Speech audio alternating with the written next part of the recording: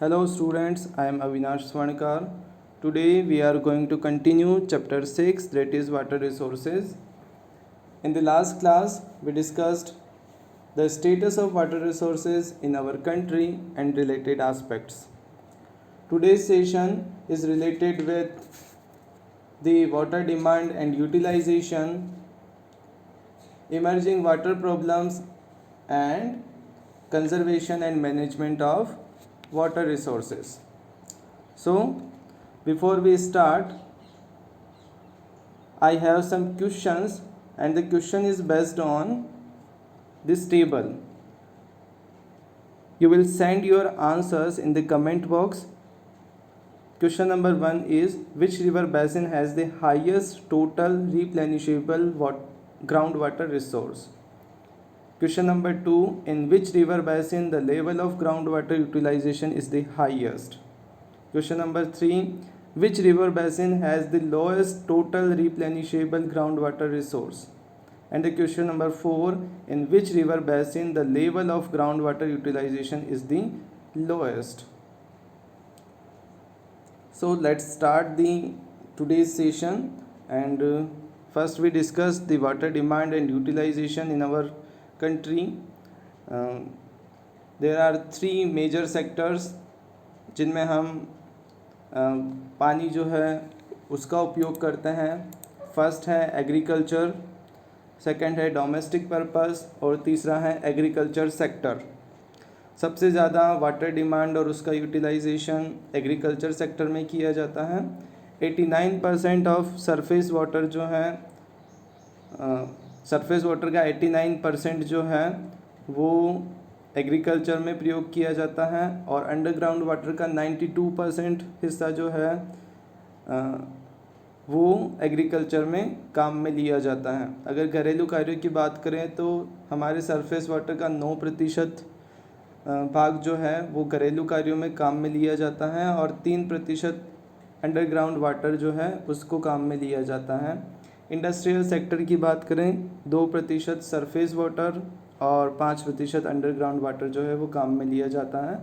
इसको हम इस डायग्राम से समझ सकते हैं कि अगर टोटल सरफेस वाटर हमारे पास 100% है तो उस 100% सरफेस वाटर में से 89% एग्रीकल्चर यूज़ में लिया जाता है, 9% डोमेस्टिक वर्क में और 2% इंडस्ट्रियल सेक्टर में काम में लिया जाता है. इसी तरीके से एग्रीकल्चर सेक्टर में अगर अंडरग्राउंड वाटर विड्रॉल्स की बात करें तो 92% और डोमेस्टिक घरेलू क्षेत्र में बात करें तो 3% और इंडस्ट्रियल सेक्टर की बात करें तो 5% जो है वो अंडरग्राउंड वाटर इंडस्ट्रियल सेक्टर में यूज़ किया जाता है. तो ये कुछ प्रतिशत हैं और इस बेस पे हम कह सकते हैं कि हमारे सरफेस वाटर और underground water maximum agriculture sector में जो है वो काम में लिया जाता है. Most of the development projects, river valleys projects like the Bhakra Nangal, Hirakud, Damodar Valley, Nagarjun Sagar, Indira Gandhi Canal project, etc., as well as 5-year plans were started to provide water to agriculture sector and increase agricultural production. देखिए India की maximum population जो है वो कृषि कार्यों में लगी हुई है और कृषि के विकास के लिए इरिगेशन होना ज़रूरी है और इरिगेशन की सुविधा के लिए हमने बहुत सारी मल्टीपर्पज़ प्रोजेक्ट शुरू किए और 5 इयर्स प्लान्स में भी हमने ये प्रावधान किए कि ज़्यादा से ज़्यादा डेवलपमेंट हो एग्रीकल्चर का ताकि प्रोडक्शन जो है वो बढ़ाया जा सके क्योंकि हमारी पॉपुलेशन जो है वो बहुत ज़्यादा थी. तो मुख्य रूप से अगर पंचवर्षीय योजनाओं की बात करें तो भाखड़ा नांगल, हीराकुंड, दामोदर वैली, नागार्जुन सागर और इंदिरा गांधी केनाल प्रोजेक्ट ये सबसे इम्पोर्टेंट रहे हैं. अब अगर हम सिंचाई के लिए पानी की मांग की बात करें, पानी की आवश्यकता की बात करें तो वो क्यों ज़रूरी है हमारे भारत में. Need of irrigation is very high in India due to the spatial and temporal variation of rainfall. दो चीज़ें ध्यान रखनी, स्पेशल एंड टेम्पोरल वेरिएशन. स्थानिक और सामयिक जो भी हमें वेरिएशन दिखाई देते हैं, जो भी चेंजेस दिखाई दे रहे हैं उनकी वजह से उनकी परिवर्तिता की वजह से हमें इरिगेशन की ज़रूरत होती है, सिंचाई की ज़रूरत होती है। अब स्थानीय परिवर्तिता की अगर हम लोग बात करें तो अगर आप इंडिया के इस पोर्शन की तरफ आते हैं यहाँ, तो यहाँ रेनफॉल का परसेंटेज बहुत कम है, लेकिन अगर आप वेस्टर्न घाट की वेस्ट की तरफ रहेंगे तो यहाँ परसेंटेज बहुत ज़्यादा है। इसके अलावा मेघालय और आसाम के रीजन्स की तरफ, नॉर्थ ईस्ट की तरफ जाएंगे, यहाँ पर रेनफॉल जो है वो बहुत ज़्यादा होती हैं और यहाँ पर मध्यम प्रकार की मीडियम टाइप ऑफ रेनफॉल जो है वो हमें दिखाई देती हैं। और टेम्पोरल वेरिएशन भी है।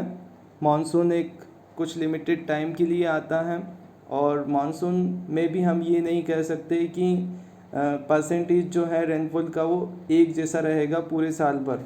उसमें हमें चेंजेस दिखाई देते हैं, किस साल बारिश अच्छी होती है तो किस साल बारिश कम हो जाती है। उसके पीछे के रीज़न्स हम सभी ने 11th क्लास में स्टडी किए हैं, जैसे कि एल नीनो इफेक्ट हो गया या फिर और बहुत सारी थ्योरीज़ हम लोग बात करते हैं। तो उनकी वजह से टेम्पोरल वेरिएशन भी हम लोगों को रेनफॉल में इंडिया में दिखाई देता है।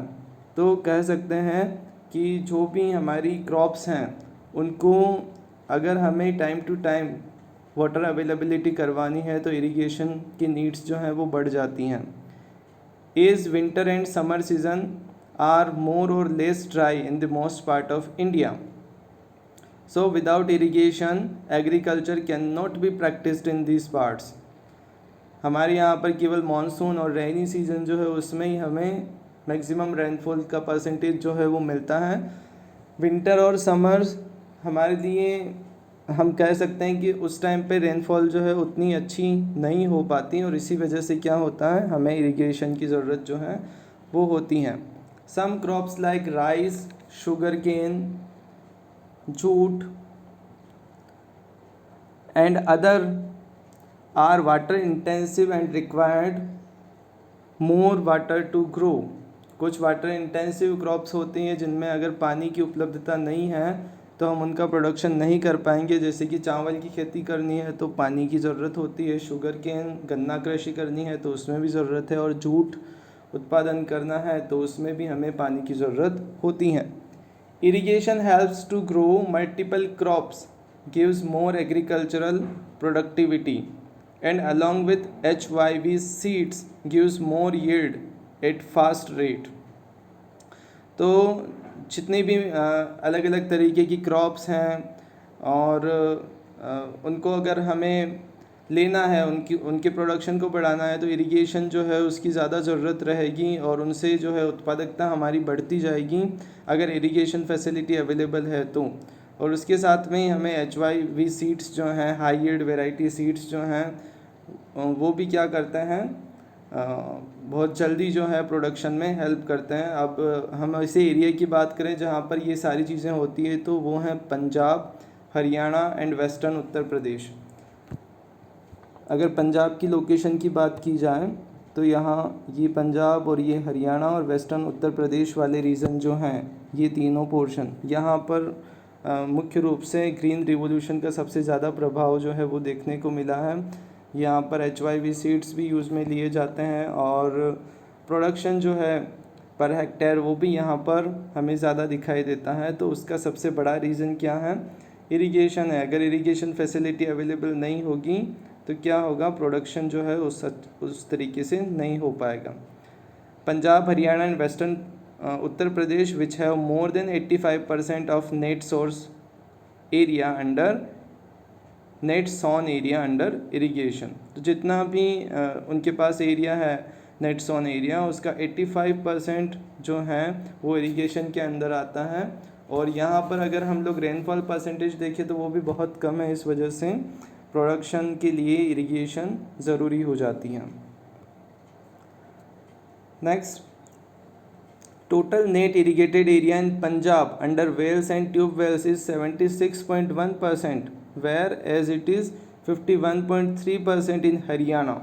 अब कुओं और जितने भी ट्यूबवेल्स हैं उनका अगर परसेंटेज देखा जाए इरिगेशन में तो 76% पंजाब में है और 51.3% हरियाणा में है। These states utilize a large share of their groundwater resources and thus it is the major cause behind the depletion of these resources. तो ग्राउंड वाटर रिसोर्सेज का भी हम लोग जो हैं वो क्या कर रहे हैं, बहुत ज़्यादा यूज़ कर रहे हैं. अंडरग्राउंड वाटर रिसोर्सेज है उनका. अगर पंजाब और हरियाणा में देखी जाए तो इरिगेशन का 76.1% ट्यूबवेल्स और वेल्स से होता है और हरियाणा में 51.3% वेल्स और ट्यूबवेल से हो रहा है. तो बहुत ज़्यादा प्रतिशत यहाँ पर हमें देखने को मिल जाता है. Beside this, in Rajasthan and Bihar, the concentration of fluoride in groundwater is also increasing due to the over withdrawal of these resources. अब राजस्थान की सबसे बड़ी प्रॉब्लम क्या है, ये अरावली रीजन है. यहाँ से अरावली माउंटेन जो है वो निकलता है और अरावली के इस तरफ जो है वो एरिड लैंड है और इस तरफ सेमी एरिड लैंड के हम लोग बात करते हैं. तो ये जो पूरा क्षेत्र है यहाँ पर इरिगेशन के लिए कम्प्लीटली ग्राउंड वाटर के ऊपर डिपेंड रहा जाता है और ग्राउंड वाटर निकालने की वजह से क्या हो रहा है, फ्लोराइड का परसेंटेज जो है वो बढ़ता जा रहा है और फ्लोरोसिस जो बीमारी है वो यहाँ पर जो है बहुत ज़्यादा देखने को मिल जाती है. दांतों पर सफ़ेद परत जो है वो हम लोग देखते हैं, उस तरीके की प्रॉब्लम्स जो हैं वो इन एरिया में दिखाई दे जाती हैं. Whereas in West Bengal and Bihar, the concentration of arsenic has been increased because of same reason.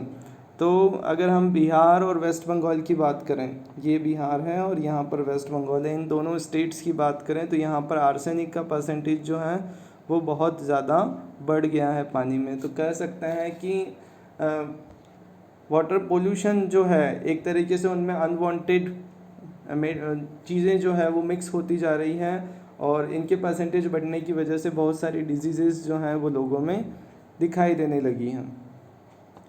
अब वाटर प्रॉब्लम्स की बात करें तो फर्स्ट है rapid growth in population and pollution from various sources like industries, agriculture and domestic sources are the major problems which are responsible for declining the availability of portable water. सबसे बड़ी दिक्कत हमारे India में increasing population है. Population जो है बहुत ही ज़्यादा तेज़ी से बढ़ रही हैं और इसके साथ में जितने भी सेक्टर्स हैं जैसे कि इंडस्ट्रीज़ जो हैं उनसे निकलने वाला पानी हो गया, एग्रीकल्चर जो हैं उनमें हम पेस्टिसाइड्स, इंसेक्टिसाइड्स उनका यूज़ लेते हैं और डोमेस्टिक सोर्सेज से जो गंदा पानी निकलता है वो जब साफ़ पानी के पोर्शन में ऐड हो जाएगा तो बहुत सारी प्रॉब्लम्स जो हैं वो क्रिएट हो जाएगी. और दूसरी बात, the per capita availability of water in India is also decreasing day by day. अब हम लोग बहुत ज़्यादा इसका मिसयूज़ कर रहे हैं और जो अवेलेबल है उनका प्रॉपर यूज़ नहीं होने की वजह से पर कैपिटा अवेलेबिलिटी जो है, क्योंकि हमारी पॉपुलेशन भी बढ़ रही है इसलिए प्रति व्यक्ति पानी की उपलब्धता जो है वो दिन ब दिन क्या होती जा रही हैं, कम होती जा रही हैं. देखिए सिटीज़ किस तरीके से ग्रोथ कर रही है. अगर हम इस मैप को अच्छे से देखें तो यहाँ पर आपको देखने को मिलेगा कि हमारी जो मेगा सिटीज़ हैं और जितनी भी छोटी सिटीज़ हैं वो किस तरीके से उनकी पॉपुलेशन जो है वो एकदम से बढ़ती जा रही है. तो ये सबसे बड़ी प्रॉब्लम है पॉपुलेशन ग्रोथ और सारी पॉपुलेशन को वाटर अवेलेबल करवाना एक बहुत बड़ा चैलेंज हमारे लिए बनता जा रहा है. डिटेरियोरेशन ऑफ वाटर क्वालिटी, जो पानी की गुणवत्ता है उसमें जो ह्रास हो रहा है, उसमें जो कमी हो रही है, उसके पीछे की अगर रीजंस की बात करें तो सबसे पहले अगर हम वाटर क्वालिटी की बात करें, water quality means water free from unwanted foreign substances that make water polluted. जो भी बाहरी तत्व हैं उनसे अगर पानी अलग रहें, उनमें अगर अनवांटेड फॉरेन सब्सटेंसेस नहीं मिलें तो पानी की क्वालिटी जो है वो बनी रहेगी. और अगर वो मिल जाते हैं तो पानी जो है वो क्या हो जाएगा, पोल्यूटेड हो जाएगा. जैसे कि माइक्रो ऑर्गेनिज्म है, केमिकल्स हैं, इंडस्ट्रियल एंड अदर वेस्टेज जो हैं वो अगर मिलते हैं तो क्या होगा, पानी की क्वालिटी जो है वो उसमें कमी आ जाएगी. These toxic substances are responsible for water pollution by dissolving or suspended in lakes, streams, rivers and oceans. तो ये जो जितने भी टॉक्सिक सब्सटेंसेस हैं, जितने भी हानिकारक तत्व हैं, ये क्या करते हैं, ये मेन जो जल प्रदूषण है उसका कारण है। और ये जब नदियों में और झीलों में मिलते हैं तो उनको प्रदूषित कर देते हैं। Sometimes such pollutants seep down and pollute ground water. The most polluted river in India are Ganga and Yamuna. तो कभी कभी क्या होता है कि जो जियोलॉजी है उसमें हम स्टडी करते हैं कि रॉक्स में अगर गैप है और उसकी वजह से पानी अंदर की तरफ चला जाए तो क्या दिक्कत होगी। जो ख़राब क्वालिटी का पानी है वो अंडरग्राउंड वाटर की क्वालिटी को भी क्या कर देगा, ख़राब कर देगा। और अगर हम लोग सरफेस वाटर में बात करें तो 2 रिवर जो है वो सबसे ज़्यादा पॉल्यूटेड हैं। पहली है गंगा और दूसरी है यमुना रिवर। मुख्य रूप से अगर आप देखेंगे दिल्ली से इटावा के बीच में, तो यहाँ पर यमुना रिवर जो है वो सबसे ज़्यादा इसमें जो है पोल्यूटेड जो है वो हमें दिखाई दी जाती हैं। अब ये कंजर्वेशन और मैनेजमेंट की बहुत ज़्यादा ज़रूरत है क्योंकि पॉपुलेशन बढ़ रही है, तो हमें इसका मैनेजमेंट करना होगा। The conservation and management of water become necessary after decreasing the availability of fresh water and increasing its demand by increasing population।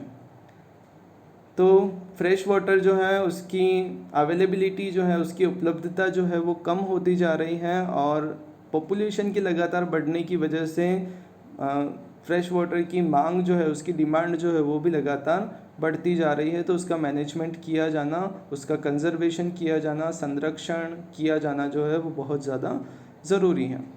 For sustainable development and maintaining the quality of life the government should encourage people to adopt water shed development. जितना भी water shade area है, जहाँ जिस area से सारा पानी एक जगह आकर के इकट्ठा हो रहा है, उसके मैनेजमेंट का ध्यान रखा जाए। And rain water harvesting is very important for maintaining the quality of water. जैसे हम लोग मुख्य रूप से अपने घरों की छतों पर इस तरीके का सिस्टम जो है वो लगवाते हैं और वो सीधा अंडरग्राउंड जो है वो पानी रेन वाटर जो है वो पहुंच जाता है। तो इसे ही रेन वाटर हार्वेस्टिंग जो है वो कहा जाता है। तो आजकल ये कॉन्सेप्ट सबसे ज़्यादा हमें देखने को मिलता है। Recycling and reuse of water, ये भी बहुत ज़्यादा ज़रूरी है, चाहे हम घरेलू कामों में इसको देखें या फिर बड़े लेवल पर देखा जाए। रिसाइकल और रीयूज़ जो है वो ज़रूर होना चाहिए। And conjunctive use of water for availability of quality water for long time, ये सारी चीज़ें हम लोगों को करनी पड़ेगी, तभी हम लंबे समय तक जो है वो क्या कर सकते हैं, फ्रेश वाटर जो है उसकी अवेलेबिलिटी सुनिश्चित कर सकते हैं। नहीं तो रेगुलरली जैसे जैसे पॉपुलेशन इंक्रीज़ हो रही है वैसे वैसे अवेलेबिलिटी जो है वो कम होती जा रही है। प्रिवेंशन ऑफ वाटर पोल्यूशन, किस तरीके से हम जो वाटर पोल्यूशन है, जल प्रदूषण है, उसको प्रिवेंट कर सकते हैं। सबसे पहले हम उनकी स्थिति की अगर बात करें तो availability of water resources are shrinking with a faster rate. It is seen that hilly area have less dense population and thus have high quality of water in their rivers, whereas plains have dense population and thus have low quality of water in their rivers, and here water is widely used for irrigation, domestic works and industrial works. Normally जब rivers mountain area से निकलती है, जैसे हम यहाँ पर देखते हैं गंगा और यमुना रिवर जब यहाँ से उत्तराखंड से निकलती हैं, और बहुत सारी नदियाँ जो नेपाल और उसके आसपास के क्षेत्रों से निकलती हैं, तब उनकी वाटर क्वालिटी जो है वो बहुत अच्छी होती है। गुड क्वालिटी ऑफ वाटर जो है वो हमें इन एरिया में मिल जाता है। लेकिन जैसे ही ये प्लेन एरिया की तरफ आती हैं, हमें क्या दिखाई देता है, पुअर क्वालिटी ऑफ वाटर जो है वो मिल जाता है, क्योंकि प्लेन एरिया में ही मैक्सिमम इकोनॉमिक एक्टिविटीज़ होती हैं। चाहे वो प्राइमरी एक्टिविटीज़ लाइक एग्रीकल्चर हो, चाहे वो सेकेंडरी एक्टिविटीज़ जैसे कि मैन्युफैक्चरिंग एक्टिविटीज़ हों, और चाहे डोमेस्टिक वर्क हो, क्योंकि डोमेस्टिक पॉपुलेशन जो है वो वहाँ पर बहुत ज़्यादा हो जाती हैं, और इसी वजह से क्या होता है, इनमें प्लेन एरिया में वाटर क्वालिटी जो है वो पुअर हो जाती हैं। Plains also contribute more in polluting water sources by draining agricultural wastage, solid and domestic wastage and industrial wastage. तो प्लेन्स किस तरीके से नदियों के पानी को जो हैं वो पोल्यूट करते हैं, उनकी अगर बात करें तो एग्रीकल्चर वेस्ट भी हो सकते हैं, सॉलिड और डोमेस्टिक वेस्ट भी हो सकते हैं, इंडस्ट्रियल वेस्ट के थ्रू जो है हमारे इंडिया का सरफेस वाटर जो है वो उसमें पोल्यूशन का लेवल जो है वो बढ़ता जा रहा है। During summer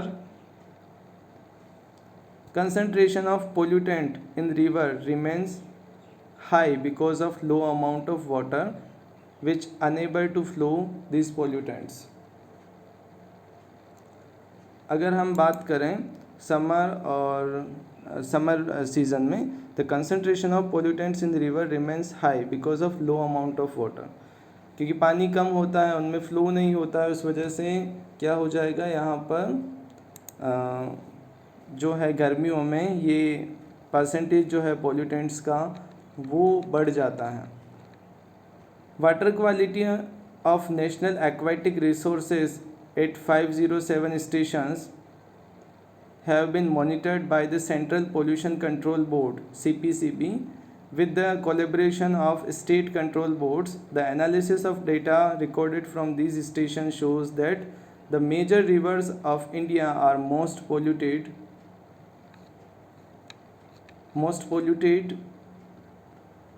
by the organic and bacterial pollution.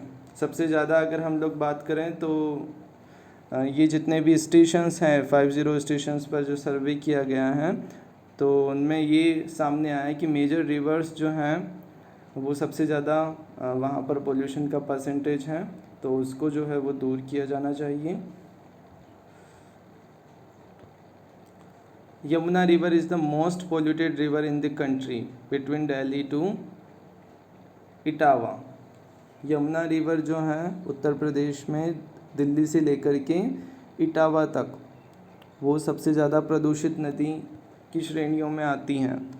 Other severely polluted rivers are the Sabarmati at Allahabad, the Gomti at Lucknow, the Kali, the Adyar and the Cooum, the Vaigai at Madurai, Musi at Hyderabad and the Ganga at Kanpur and Varanasi. ये जो हैं ये मुख्य नदियां हैं जो बहुत ज़्यादा प्रदूषित हो गई हैं जल प्रदूषण की वजह से। Ground water is also polluted because of high concentration of heavy toxic metals, fluoride, nitrates at different part of the country. अब जितने भी हैवी टॉक्सिक मेटल्स हैं उनके ग्राउंड वाटर तक पहुंचने की वजह से और फ्लोराइड और उनके बढ़ने की वजह से जो है ग्राउंड वाटर भी जो है वो भी वहाँ भी पोल्यूशन जो है वो हमें देखने को मिल रहा है। तो ये कुछ जल प्रदूषण के निवारण से पहले के कुछ कारण है कि किन कारणों से और क्या स्थिति है जिसकी वजह से हमें निवारण के बारे में सोचना पड़ रहा है। तो बहुत बड़े लेवल पर हम ये देख पाते हैं कि जल प्रदूषण जो है वो नॉर्थ इंडियन और साउथ इंडियन सभी नदियों में हमें उच्च स्तर पर दिखाई देता है, और उसका जल्दी से अगर निवारण नहीं किया गया तो क्या होगा, हमारी बढ़ती जनसंख्या जो है उसको हम लोग फ्रेश वाटर जो है, शुद्ध पानी जो है वो अवेलेबल नहीं करवा पाएंगे। कुछ इंपॉर्टेंट क्वेश्चंस हैं। Examine any 3 causes for the deterioration of quality of water in India and describe any 3 major problems related to water in India. ये दोनों क्वेश्चंस जो हैं आप इनको अपनी नोटबुक में जो है उनको सॉल्व करने की कोशिश कीजिए। और अगर इनमें कोई दिक्कत लगती हैं तो आप क्वेश्चंस जो हैं वो डिस्कस कर सकते हैं। ओके, नेक्स्ट पोर्शन हम लोग कल स्टडी करेंगे और थैंक यू।